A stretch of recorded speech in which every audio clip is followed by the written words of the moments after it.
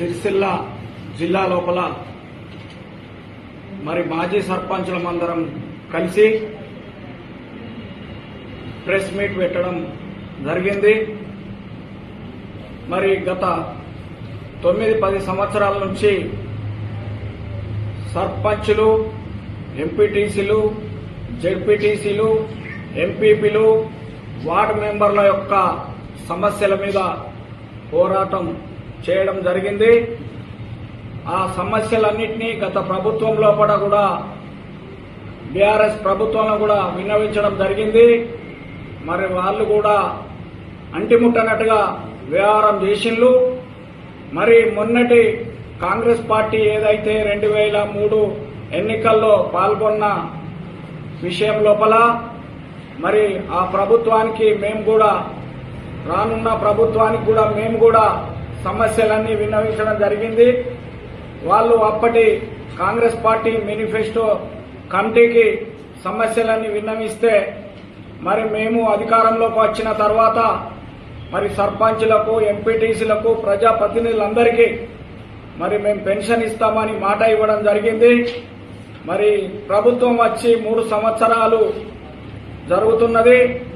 మరి మా విజ్ఞప్తి ఏంటంటే ప్రభుత్వానికి, కాంగ్రెస్ ప్రభుత్వానికి మరి ఇప్పటికైనా మీరు ఈ ఏదైతే మాజీ సర్పంచులు అనే వాళ్ళు గ్రామ స్థాయిలో అనేకమైనటువంటి సమస్యల మీద కొట్టుమిట్టాడుతున్నారు, బాధలతోని చనిపోతున్నారు, ఇబ్బందులతోని చాలా వరకు భూములు, ఇండ్లు అమ్ముకొని కోల్పోయినటువంటి వాళ్ళు కుటుంబాలు ఉన్నాయి.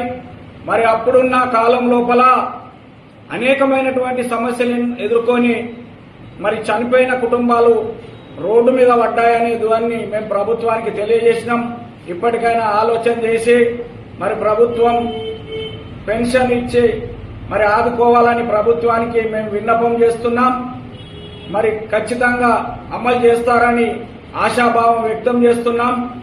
చాలా వరకు రోడ్డు పాలైన కుటుంబాలు మరి ఇబ్బందుల్లో ఉన్నారు. అప్పుడున్న పరిస్థితులు తెలంగాణ ప్రభుత్వంలో అనేకమైనటువంటి రూపాల్లో కూడా ఎదుర్కొన్నారు కనుక మరి దయచేసి ప్రభుత్వానికి విజ్ఞప్తి చేస్తూ మరి పెన్షన్ ఇవ్వాలి. మరి ఏదైతే ఒక 5 ఏళ్లు ఎమ్మెల్యే గాని, ఎమ్మెల్సీ గాని, ఎంపీ గాని అయినోళ్లు లక్షలు వేల లోపల వాళ్ళు జీవితాంతం పెన్షన్లు పొందుతున్నారు. మరి ఒక్కొక్క సర్పంచ్, ఎంపీటీసీ 10 ఏళ్లు 15 ఏళ్లు పనిచేసినా గాని మాకు ఎలాంటి ఆదరణ లేదు.